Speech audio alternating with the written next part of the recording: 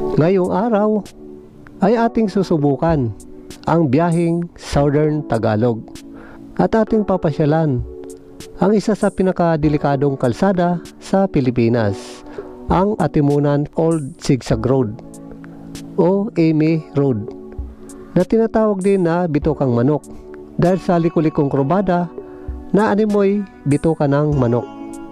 At ito ay matatagpuan sa boundary ng Pagbilao at Atimunan, Quezon, na itinayo during the era of former President Ferdinand Marcos taong 1969.